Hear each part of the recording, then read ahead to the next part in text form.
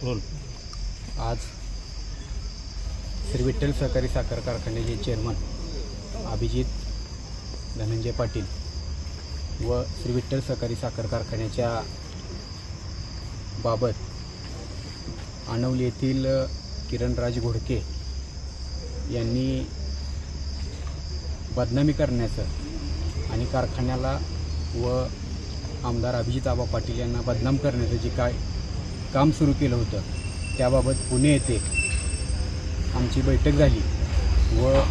त्या बैठकीनंतर पंढरपूरला देखील आम्ही वारंवार त्यांच्यासोबत बैठक केली व त्या बैठकीमध्ये त्यांच्याकडून आमदार अभिजित धनंजय पाटील व श्री विठ्ठल सहकारी साखर कारखान्याच्या बाबत कुठलेही तक्रार असतात किंवा कोणतीही बदनामी करणार नाही असं बोलल्यानंतर त्यांनी आमदार अभिजित पाटील यांच्याकडं म्हणजे मी त्यांच्या वतीनं त्याच्याकडं बोलणी करण्यासाठी बसलो होतो तर त्याच्याकडून 1 कोटी रुपये मला द्या, मी कोणतीही बदनामी किंवा आमदार अभिजित आबा पाटील यांच्याबद्दल राजकीय सुडीबुद्धीनं कुठेही बोलणार नाही असं बोलल्यानंतर त्या बोलणीनंतर 10 जुलै रोजी 10 लाख रुपये देण्याचं या ठिकाणी पहिलं टोकन म्हणून ठरलं होतं। 10 लाख रुपये आज देताना ही सर्व बाब आम्ही आमदार अभिजित आबा पाटील यांच्या कानावर घातल्यानंतर शेतकऱ्याची अर्थवाहिनी असलेला पंढरपूर तालुक्याचं अर्थवाहिनी म्हणून ज्याच्याकडे बघितलं जातं त्या विठ्ठल सहकारी साखर कारखान्याकडं कुणी वाकड्या नजरेनं बघितलं, कारण की ती शेतकऱ्याची संस्था आहे। शेतकऱ्याच्या हितासाठी चालवणारा चेअरमन त्यासाठी शेतकरी सभासदांनी निवडला आहे आणि त्याला जर बदनाम करण्याचं कोण काम करत असेल तर आम्ही कदापि शांत बसणार नाही। या षडयंत्रमागं किरणराज घोडके यांनी 1 कोटी रुपये मागितले की कारखान्याला बदनाम थांबवतो, आम्हाला 1 कोटी रुपये द्या असं बोलल्यानंतर आज 10 जुलै रोजी आम्ही राजेश हॉटेल येथे 10 लाख रुपये घेऊन गेलो असता सर्व ही बाब आम्ही पोलीस स्टेशनला कळवली। त्याच्या संदर्भाचे सर्व रेकॉर्ड्स, त्यानं 10 लाख रुपये मागणी केलेले रेकॉर्डिंग,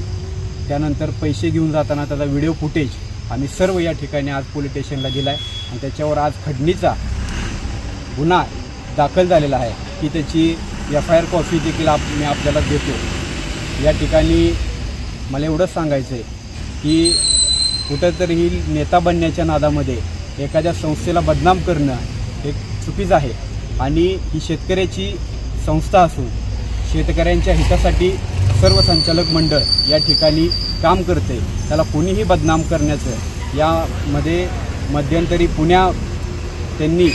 माजी कामगारांना देखील फूस घालून तसेच ठेकेदारांना फूस घालून भडकवण्याचं आणि त्यांच्यात द्वेष निर्माण करण्याचं काम या किरण घोडके यांनी केलं होतं। याबाबत सर्व सूचना आम्ही या ठिकाणी पोलीस स्टेशनला आमच्याकडे जी काय माहिती उपलब्ध आहे ते आम्ही दिलेली आहे। यामध्ये किरणराज घोडके हे विठ्ठल सहकारी साखर कारखान्याच्या निवडणुकीमध्ये आमच्यासोबत होते, परंतु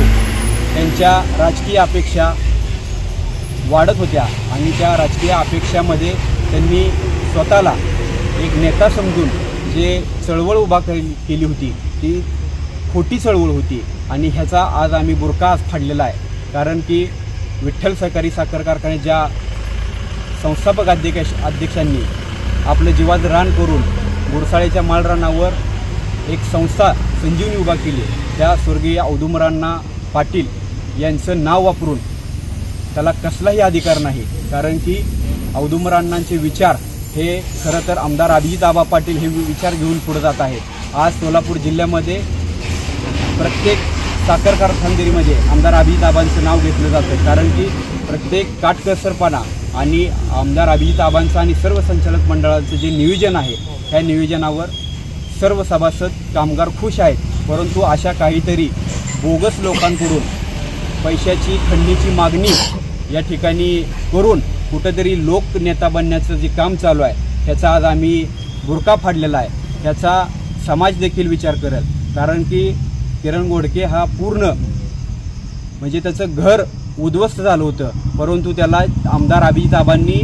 15-20 लाख रुपयाचं कर्ज देऊन त्याचं घर उभा केलं आणि त्याची सुद्धा त्यानं जाणीव ठेवली नाही. त्या बँकेचे सुद्धा हप्ते ह्याने भरले नाहीत आणि बँकेचे हप्ते भरले नसताना ज्या बँकेतून हप्ते घेतले त्या बँकेवाल्याला आरेतुरीची भाषा वापरून त्याला कुठेतरी उभा करण्याचं काम आमदार अभिजित आबांनी केलं, परंतु त्याला सुद्धा त्यानं जागला नाही. परंतु ह्या असल्या बोगसगिरीला आज आम्ही त्याचा पर्दाफाश केलेला आहे. आज